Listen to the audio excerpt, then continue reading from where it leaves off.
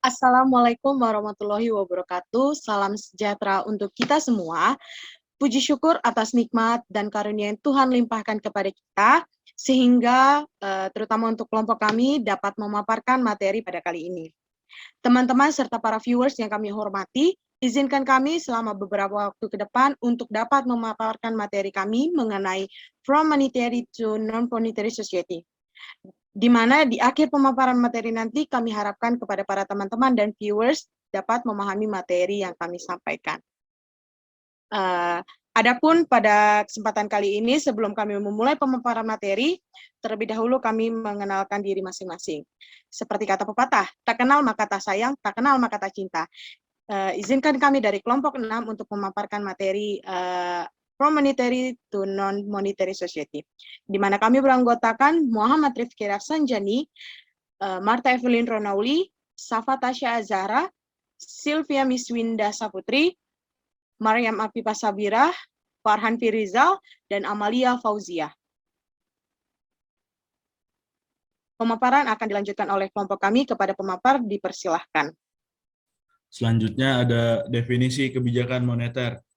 Suatu kebijakan yang diambil oleh bank sentral dengan tujuan memelihara dan menstabilkan mata uang agar perekonomian negara tersebut tidak menurun.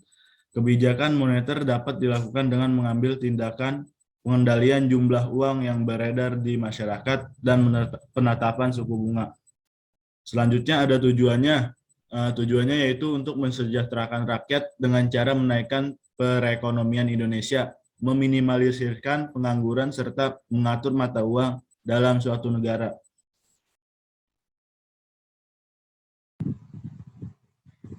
Adapun instrumen kebijakan moneter konvensional, yang pertama kebijakan operasi pasar terbuka yang berbentuk kegiatan jual beli surat-surat berharga oleh bank sentral.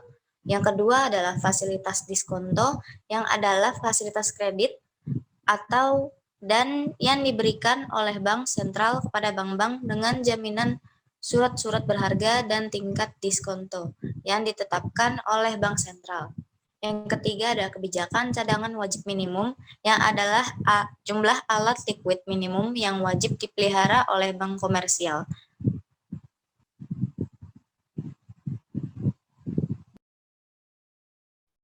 Baik, selanjutnya ada instrumen kebijakan moneter non-konvensional. Dalam kondisi tidak normal, beberapa negara maju yang mengalami zero lower bound problem merumuskan instrumen non-konvensional terbagi menjadi 3, yaitu liquidity provision yang merujuk kepada upaya pelonggaran fasilitas pinjaman oleh bank sentral kepada bank komersial.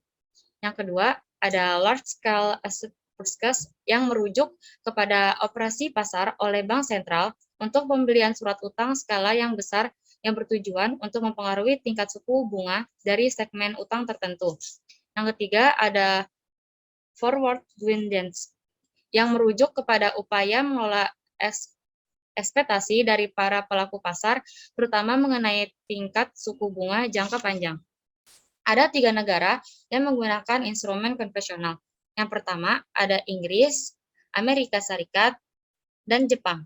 Negara Inggris, instrumen kebijakan non-konvensional yaitu Asset Purchase Facility Commercial Paper dengan nama program APF1CP periode Januari 2009. Yang kedua, Amerika Serikat dengan instrumen kebijakan non-konvensional yaitu Large Scale Asset Purchase 3 dengan nama program LSAP3 dengan periode Desember 2012. Yang ketiga, ada Jepang dengan instrumen kebijakan non-konvensional yaitu Quantitative and Qualitative Easing dengan nama program QQE dengan periode Maret 2013.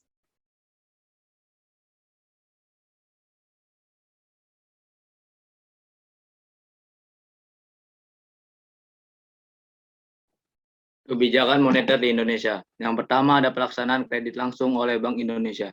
Yang kedua, penyediaan fasilitas overdraft. Ketiga, penerbitan surat utang negara.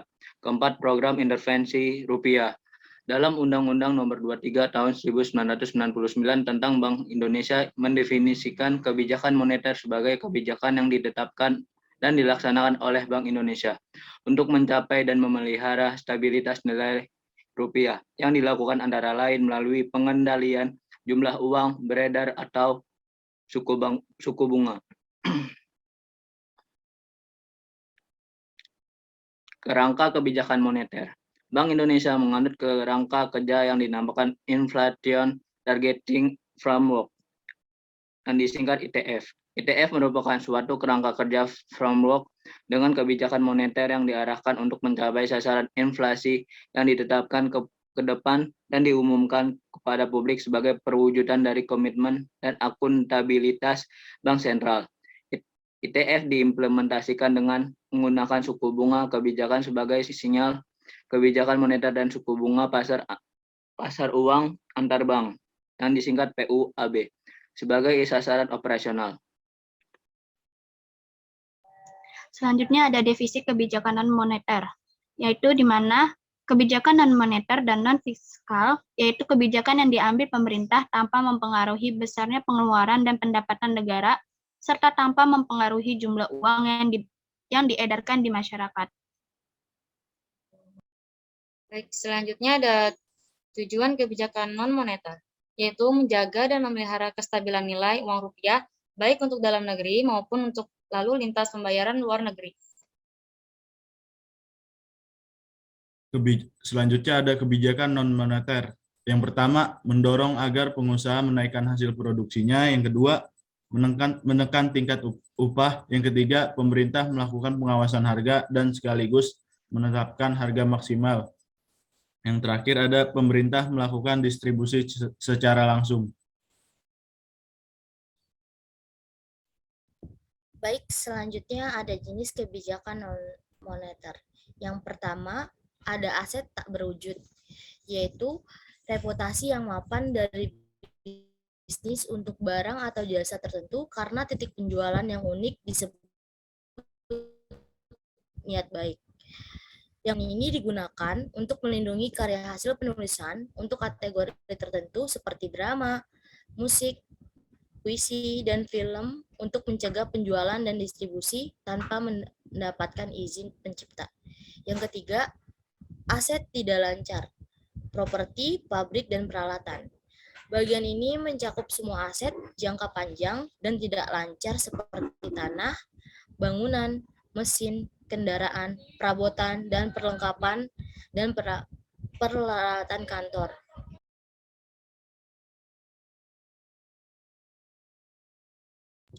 Lalu ada perbedaan aset moneter dan aset non-moneter. Yang pertama ada proses konversi. Aset moneter dapat dikonversi dengan mudah dengan jumlah uang yang tetap. Sedangkan aset non-moneter tidak dapat dikonversi dalam bentuk uang dengan cepat. Lalu yang kedua ada likuiditas. Aset moneter ini memiliki tingkat likuiditas tinggi, sementara aset non-moneternya tidak likuid. Dan yang terakhir ada jenis aset.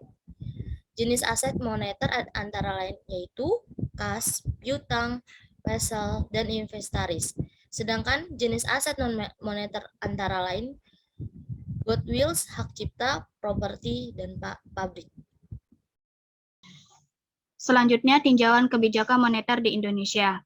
Yang pertama, memperkuat kebijakan nilai tukar rupiah untuk menjaga stabilitas nilai tukar yang sejalan dengan mekanisme pasar dan fundamental ekonomi. Yang kedua, meningkatkan limit transaksi QRIS dari semula 5 juta menjadi 10 juta per transaksi. Berlaku sejak 1 Maret 2022 untuk mendorong konsumsi masyarakat dalam rangka mendukung percepatan pemulihan ekonomi nasional.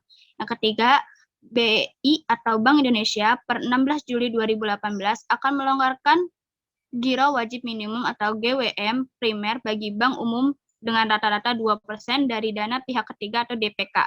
Tambahan rata-rata 0,5% diproyeksikan tersalur pada surat berharga saat permintaan kredit masih syarat. Sejalan dengan itu, ketentuan rasio peminjaman terhadap pendanaan LFR diubah menjadi rasio intermediasi makroprudensial atau RIM yang memasukkan surat berharga yang dibeli oleh bank. Akhirnya, kita telah sampai di penghujung pemaparan materi, di mana pada materi kali ini terdapat beberapa poin penting yang sudah dibahas pada materi From Monetary to Non-Monetary Society. Seperti di mana memiliki kebijakan, tujuan, jenis-jenis, serta tinjauannya masing-masing. Monetary merupakan kebijakan yang diambil untuk mengontrol uang yang beredar, baik itu inflasi, untuk memelihara stabilitas ekonomi suatu negara, dan untuk mencapai penetapan suku bunga. Dan non-monetary, hal yang perlu diperdalam untuk membedakan aset moneter dan aset non-moneter, dilihat dari proses konversi, likuiditas, serta jenis-jenis asetnya. Sebagai penutupan pada kali ini, teman-teman dan para viewers sekalian, izinkan kami dari kelompok 6 untuk menyampaikan satu pantun sebelum mengakhiri pemaparan materi ini. Nasi goreng rasanya gurih, dimakan di Kota Batu. Kami ucapkan terima kasih atas semua perhatian dan kepada teman-teman serta viewers sekalian. Kurang lebihnya mohon dimaafkan. Wassalamualaikum warahmatullahi wabarakatuh.